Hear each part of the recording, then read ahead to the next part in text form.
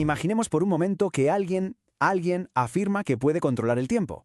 Pero ojo, no con satélites ni tecnología carísima, no, con unos simples tubos de metal y agua corriente.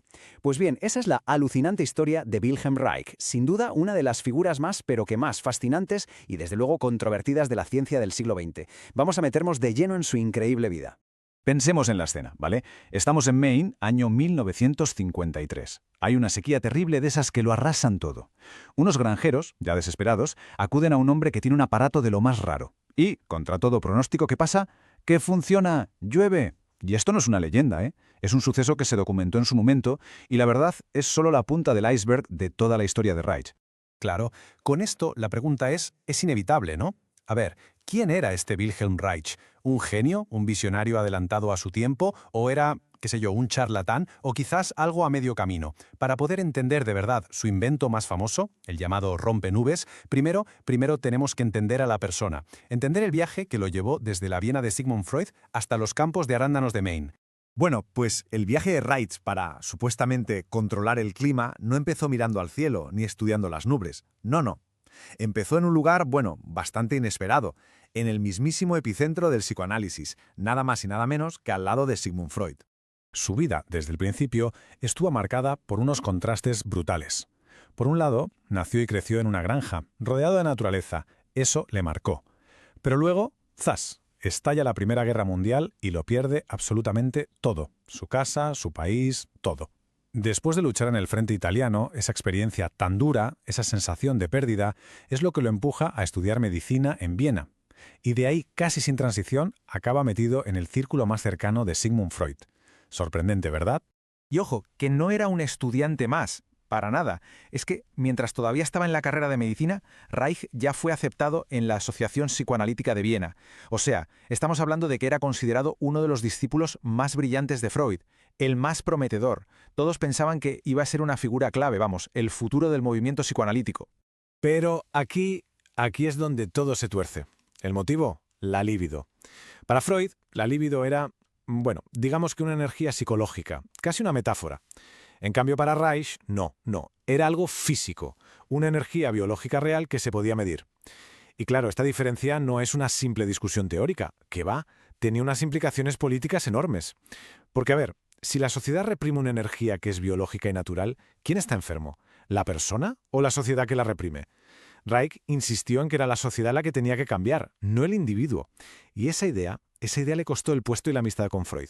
Así que una vez fuera del círculo de Freud, ¿qué hace Reich? Pues se lanza a su propia aventura, abandona un poco el psicoanálisis puro y duro y se mete de lleno en la biofísica.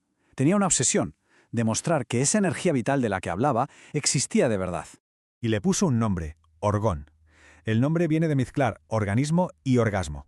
Así de simple, porque para él la energía que se libera en un orgasmo era exactamente la misma fuerza vital que está en todos los seres vivos. No era una idea poética o una metáfora, no. Para él era una energía cósmica, que estaba en todas partes, una fuerza creadora universal, algo muy parecido a lo que en otras culturas se conoce como el chi o el prana. Es que Reich describía esta energía como algo totalmente físico, nada de misticismo. Él decía que tenía propiedades que se podían observar y medir. La veía por todas partes, por ejemplo, en la pulsación de un corazón, en la respiración, pero también a escala planetaria. Para él, una nube que se va cargando y al final descarga la lluvia, pues seguía el mismo principio de pulsación que un ser vivo. Por eso estaba convencido de que la salud del planeta, igual que la de una persona, dependía de que esta energía, el orgón, fluyera libremente. Y claro, esta idea de la salud del planeta lo lleva directamente a su invento más polémico y revolucionario. Él se preguntó, si la atmósfera puede enfermar, por así decirlo, si la energía orgón se estanca, ¿se podría también curar? ¿Podríamos hacer algo para sanarla? La idea de Reich, en el fondo, era sorprendentemente sencilla. Su objetivo no era crear lluvia de la nada, sino más bien desatascar la atmósfera. Es como si fuera acupuntura para el cielo. Se imaginaba los tubos como si fueran antenas, apuntando a una zona donde la energía estuviera bloqueada. Luego esos tubos se conectaban a agua corriente, un río o un pozo, porque para él el agua era como un imán para el orgón. Así, el aparato actuaba como un desagüe, drenando esa energía estancada y permitiendo que la lluvia, que volviera a su ciclo natural. Y aquí se ve clarísimamente el abismo que hay entre la idea de Reich y lo que hoy llamamos geoingeniería. Son como la noche y el día. Para Reich, el agente es una energía vital, el orgón, y su método es pasivo, es atraer esa energía. En cambio, la geoingeniería moderna usa agentes químicos, aerosoles, y un método activo, de dispersión. Es la diferencia entre ver la atmósfera como un organismo vivo al que hay que sanar o verla como una simple máquina que hay que reparar a la fuerza. Dos formas de ver el mundo totalmente opuestas. De hecho, Reich era muy crítico con esas técnicas de siembra de nubes que ya empezaban a aparecer en su época. A él eso de lanzar yoduro de plata al cielo le parecía un método grosero, esa es la palabra que usaba.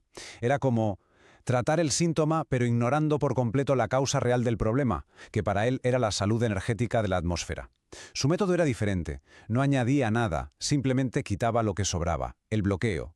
Claro, con unas ideas tan radicales sobre la sexualidad, sobre la energía, sobre el clima, era cuestión de tiempo. Era inevitable que Reich terminara chocando de frente con el poder establecido. Y la verdad, ese choque fue brutal. Es que, a pesar de los éxitos que se contaban, como aquello de los granjeros de Maine, a las autoridades esto no les hizo ninguna gracia. La FDA, la Administración de Alimentos y Medicamentos de Estados Unidos, empezó una campaña en su contra que acabó en uno de los casos de censura científica más bestias de la historia de ese país. Llegaron a ordenar la quema de sus libros y la destrucción de todos sus aparatos. Una auténtica locura. Para entender esta persecución tan salvaje hay que entender el momento. La Guerra Fría. Era una época de sospecha máxima, de una rigidez social tremenda. Y claro, las ideas de Reich sobre la libertad sexual eran dinamita pura, eran subversivas. Su forma de desafiar a la ciencia y a la medicina oficial no se veía como un simple error científico, no, se veía como una amenaza directa. Por eso, en el fondo, no lo atacaron solo por sus inventos, sino por tener una visión del mundo que el poder de la época consideraba simplemente peligrosa. Y al final todo esto nos deja con la gran pregunta. La historia de Wilhelm Reich es de todo menos simple. A día de hoy sus teorías siguen sin aceptarse por la ciencia oficial, eso es un hecho. Pero su vida, su lucha, nos plantea preguntas importantísimas sobre la libertad de investigación, sobre el poder de las instituciones y sobre los límites de lo que creemos que sabemos. Su legado no da respuestas fáciles, para nada, pero sí que nos obliga a pensar en qué otras ideas, quizás igual de radicales, pueden estar ahí fuera, esperando en los márgenes, listas para cambiar por completo nuestra forma de ver el mundo.